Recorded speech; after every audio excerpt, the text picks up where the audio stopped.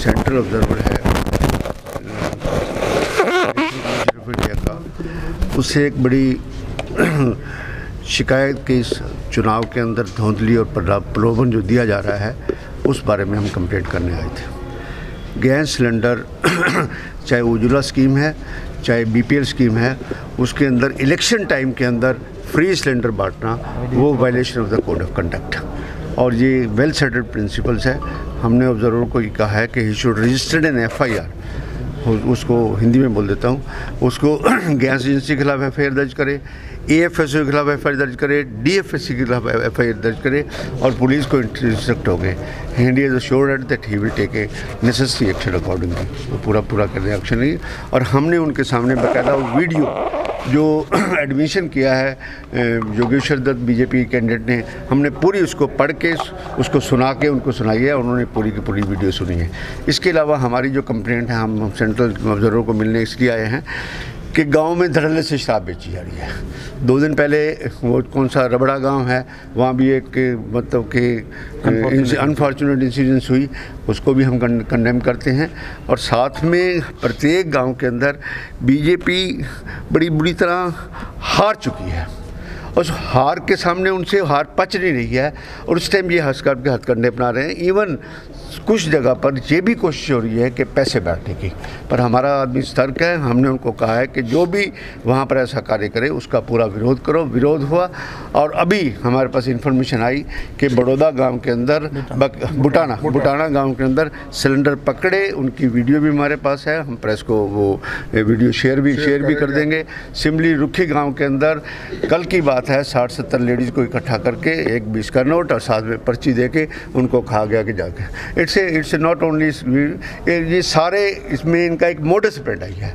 इस modus operandi में जो भारतीय जनता पार्टी एक अपनी बात देती है कि निष्पक्ष चुनाव होगा, और इलेक्शन कमीशन मेरे को लगता है कि जो रिटर्निंग ऑफिसर भी है वो भी बड़ा ज़बरदस्त सरकार के दबाव के अंदर है, और उसको ये दबाव बर्दाश्त, बिकॉज आज के दिन में वो SDM नहीं है, he is a returning officer को उसको इलेक्शन कमीशन उसके सामने सभी पार्टियां बराबर हैं, सभी, कोई नाइंसाफ़ी किसी के साथ होती है, और इस नाइंसाफ़ी को हम किसी हालत में बर्दाश्त नहीं करेंगे। तो जगबीर मलिक का मुद्दा आया है, सरकारी नौकरी में होते हुए उन्होंने पार्टी ज्वाइन की है, क्या ये सही है या इसकी भी कंप्लेंट की गई है? जगबीर मलिक का वो जो मास्टर जी हैं, जो मास्टर जी, उनके पल्ले कुछ नहीं है, छोड़ा।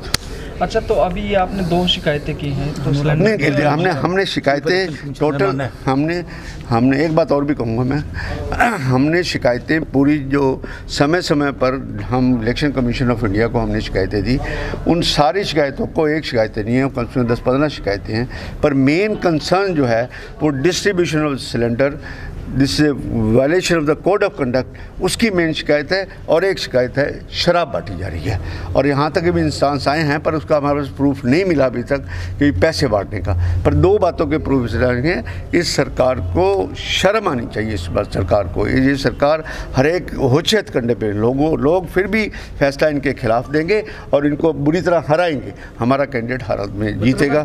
हाँ, पूछा होने के लिए क्या कुछ आश्वासन दिया है उसने? उन्हें, हाँ, अनुराग अग्रवाल जो चीफ इलेक्टोरल ऑफिसर हरियाणा का है, he also give a finding कि during elections code of conduct के किसी तरह का सिलेंडर, चाहे उज्ज्वला स्कीम हो, चाहे कोई स्कीम हो, चाहे BPL स्कीम हो, that's a violation of the code of conduct. और नहीं अगर ये FIR दर्ज करेंगे, हम थ्रू कोर्ट FIR दर्ज कराएंगे, इस बात को हम बख्शने वाले नहीं है किसी हालत में। सर आप कह रहे हैं कि रिटर्निंग ऑफिसर जो है प्रेशर में है, तो क्या आगे क्या करेंगे आप?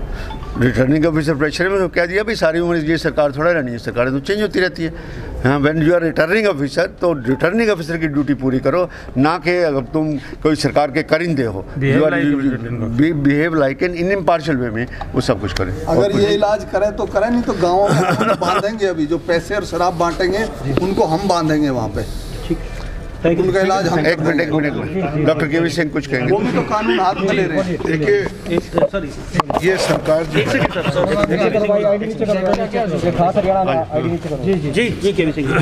मेरे ख्याल में हमारा भी सब ने, किसी ने 5 चुनाव लड़े होंगे, किसी ने लड़ाने का काम किया होगा, और बहुत लंबे समय से मैं भी राजनीति में हूँ। ये सरकार 0 टॉलरेंस की बात करने वाली, मेरे ख्याल में इतना भ्रष्टाचार आज तक किसी चुनाव में नहीं, इतना नंगा नाच हर एक चीज़ का।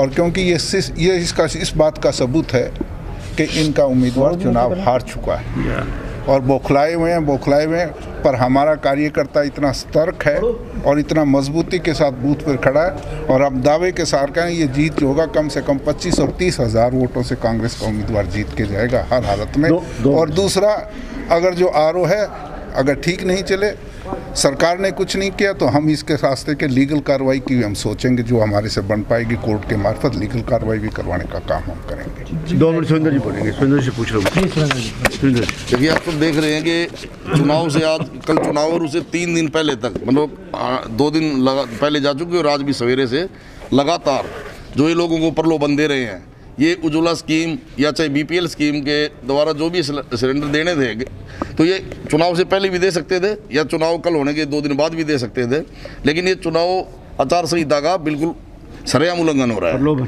प्रलोभन देके उल्लंघन कर रहे हैं। और लेकिन बड़ौदा विधानसभा हल्के के जो लोग हैं वो समझदार लोग हैं, वो ये चाहे कुछ भी प्रलोभन दे ले, वो इस प्रलोभन में आने वाले नहीं हैं और कम से कम भी 25 और 30 हज़ार वोटों से ये सीट कांग्रेस पार्टी का उम्मीदवार जीतेगा।